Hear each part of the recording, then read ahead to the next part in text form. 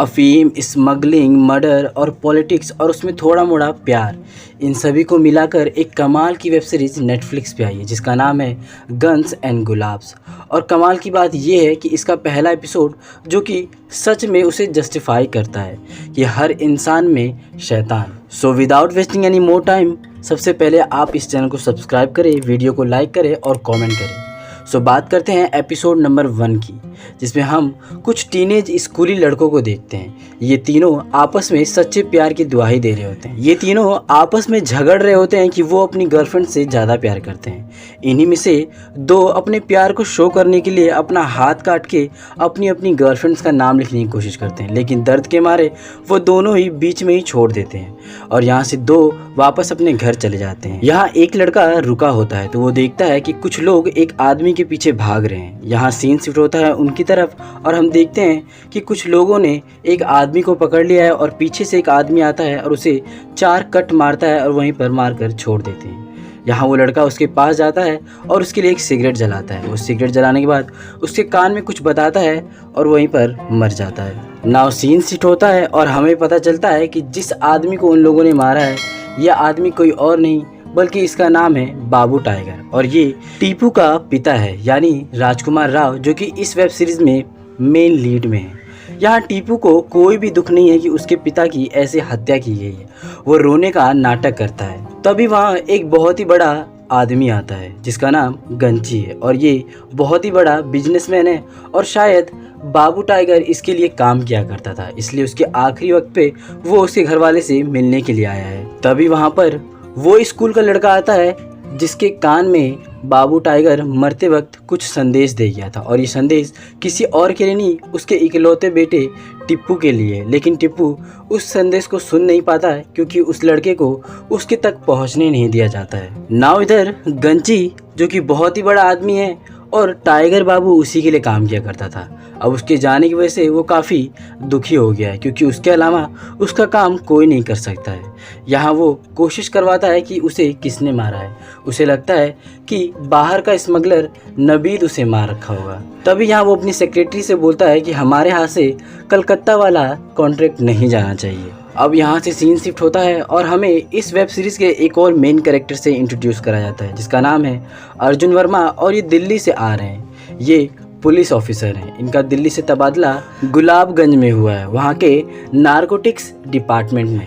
इनके कैरेक्टर के बारे में बात करूं तो इनकी एक वाइफ है, एक बेटी है और इन्हें पुराने हिंदी फिल्मों के गाने बहुत पसंद है। तो ये रास्ते भर वही सुनते हुए सीधे पुलिस थाने पहुंच जाते हैं। पहले दिन ही पुलिस थाने में उसे बाकी के ऑफिसर देख के चौंक जाते हैं। यहाँ पहले दिन ही वो बाकी के, ताकि वो उन फाइल्स को स्टडी कर सकें। ना उधर गांची एक आदमी से मिलता है जो कि कलकत्ता से आया है और ये कलकत्ता के कॉन्ट्रैक्ट को ले गया है। इसका नाम है सुकोतो।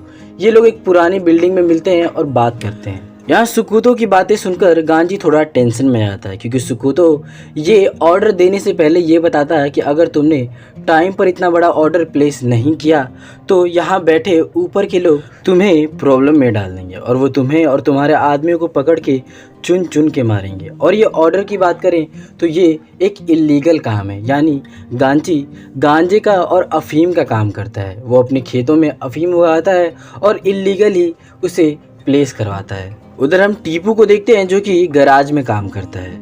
यहाँ वो एक लड़की को पसंद करता है जिसका नाम चंदा है।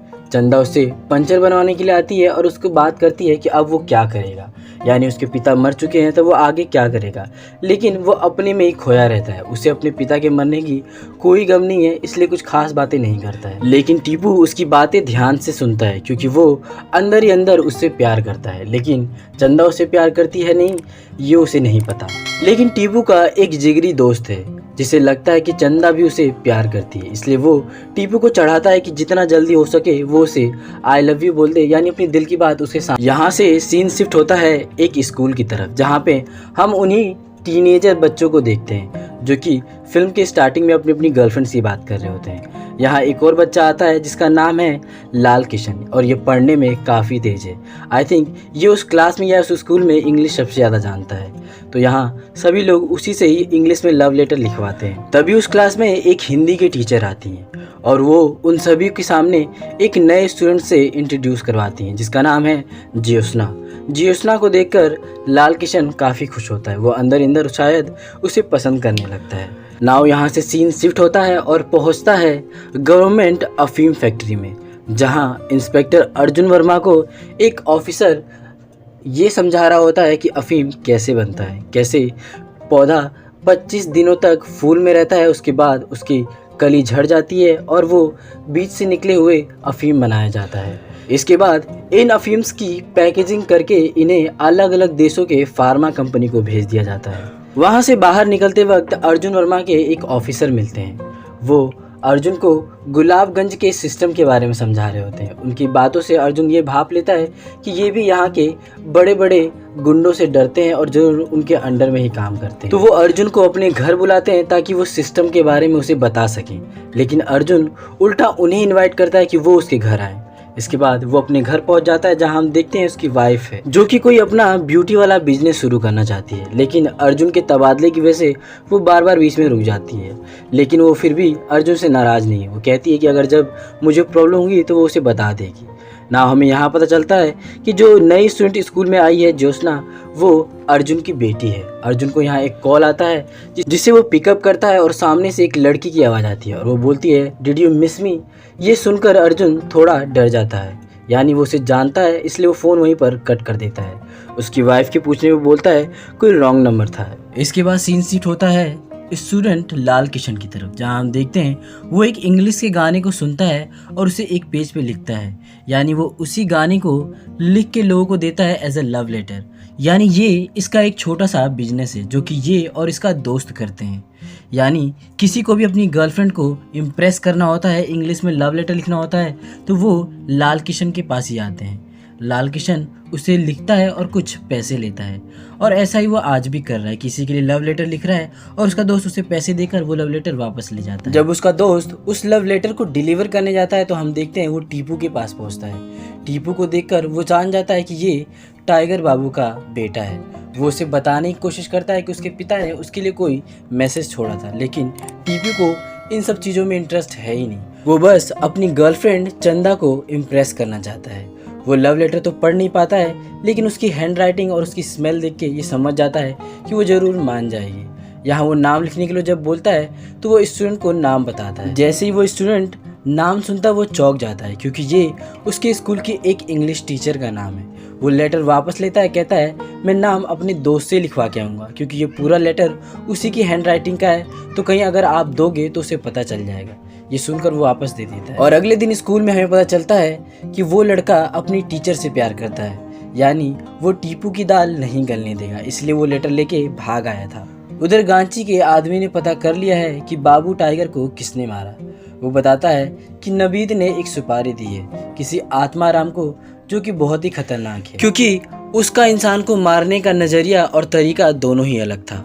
वो पापों के हिसाब से उनको 4 कट देता था, जिसके बाद इंसान का शरीर आत्मा को छोड़ देता था, और आत्माराम को आज तक कोई नहीं मार पाया, इसलिए सब कहते थे कि यमराज भी उससे डरता था।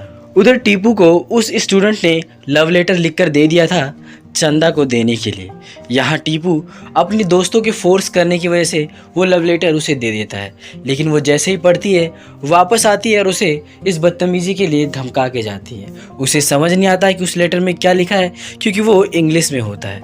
वो इतना टेंस हो जाता है कि उसे कुछ भी समझ नहीं आता है। इधर सीन शिफ्ट होता है और हम देखते हैं गांची के बेटे को, जहाँ उसकी गैंग और एक दूसरी गैंग के बीच में आपस में लड़ाई हो गई है। इस बीच गांची एक शराब की बोतल उठाता है और एक आदमी के बाइक में डाल देता है। वो बाइक बंद हो जाती है तो वो उसे घसीटते हुए सीधे पहुंच जाते हैं टीपू के गैराज तक। टीपू उस दिन काफ़ी उदास रहता है तो वो उसे मना कर देता है बनाने के लिए, लेकिन उन दोनों की रिक्वेस्ट करने पर टीपू उनकी बाइक को देखना शुरू कर देता है। यहाँ देखते देखते उन दोनों को लगता है कि ये बाबू टाइगर का बेटा है। वो उससे पूछते हैं तो वो बताता है कि हाँ, मेरा पिता मर चुका है। इस बात पे वो दोनों मजे लेते हैं और कहते हैं कि उन्होंने उसके पिता को मारा, ऐसे ऐसे करके मारा, जिससे वो काफ़ी चिढ़ जाता है और एक आदमी के बोलते ही उसके मुंह में वो पाना डाल देता है, जिससे उसकी वहीं पर ऑन द स्पॉट मृत्यु हो जाती है। दूसरा ये देखकर वहाँ से भागने लगता है, लेकिन टीपू के सर पे अभी फ़िलहाल खून सवार है। एक तो उसकी गर्लफ्रेंड ने उसे मना कर दिया है, ऊपर से ये सब आकर उसके पिता के बारे में बकवास करने, इसलिए वो भी उसके पीछे भागता है और उसे भी जान से मार देता है। उधर हम देखते हैं वो स्टूडेंट जो कि चंदा से प्यार करता था, वो असली लव लेटर पे अब उसका नाम लिख रहा है और उसे देने वाला है। उधर दूसरी तरफ सीन शिफ्ट होता है और हम देखते हैं इंस्पेक्टर अर्जुन वर्मा को। वो एक होटल रूम की तरफ पहुंचता है और दरवाजा खुलता है तो सामने एक लड़की होती है, और ये लड़की कोई और नहीं बल्कि वही टेलीफोन वाली लड़की होगी जिसने बोला था डिड यू मिस मी। और यहीं पर ये सीरीज़ का एपिसोड खत्म हो जाता है। सो आगे के एपिसोड मैं जल्दी डाल दूंगा, तब तक इस वीडियो को एंजॉय कीजिए और चैनल को सब्सक्राइब कीजिए, वीडियो को लाइक कीजिए और कॉमेंट कीजिए।